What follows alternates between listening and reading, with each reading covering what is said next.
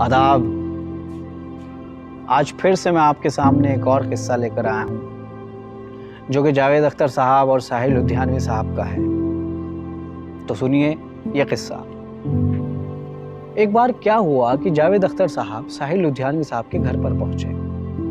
साहिल साहब उस वक्त शोहरत की बुलंदियों पर पहुंच चुके थे, लेकिन जावेद अख्तर साहब अपने पैर जमाने की फिल्म इंडस्ट्री पर कोशिश कर रहे थे। ना तो उनके पास काम था और ना ही जेब में पैसे। जब ये बात साहिर साहब को पता लगी तो साहिर साहब ने जावेद अख्तर साहब को 200 रुपए की मदद कर दी। धीरे धीरे वक्त गुजरा और जावेद अख्तर साहब की गाड़ी भी पटरी पर आ गई। उनको भी सक्सेसफुल फिल्म मिलने लगी और वो भी कामयाब इंसान हो गए।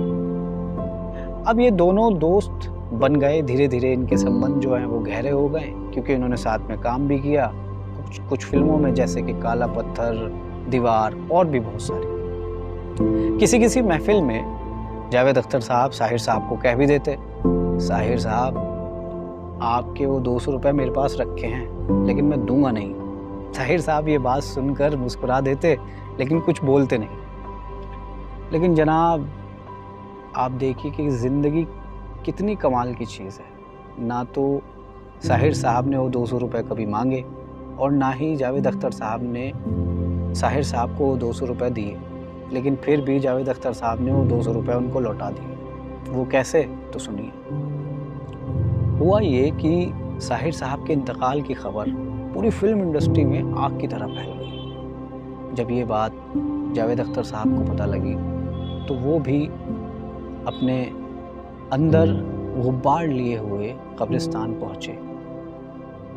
तो कब्रिस्तान में पहले से ही कुछ फिल्म इंडस्ट्री के लोग मौजूद थे और कुछ उनके रिश्तेदार मौजूद थे।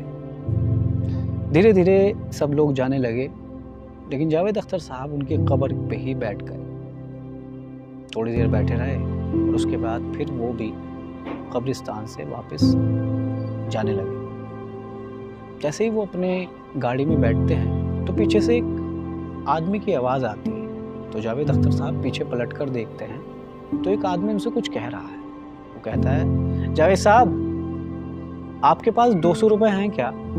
वो मुझे कब्र वाले को देने हैं। जावेद साहब सहम जाते हैं और सहमी हुई हालत में बोलते हैं, हाँ हाँ मेरे पास है। और पर्स में से 200 रुपए निकालते हैं और उस आदमी को देते हैं।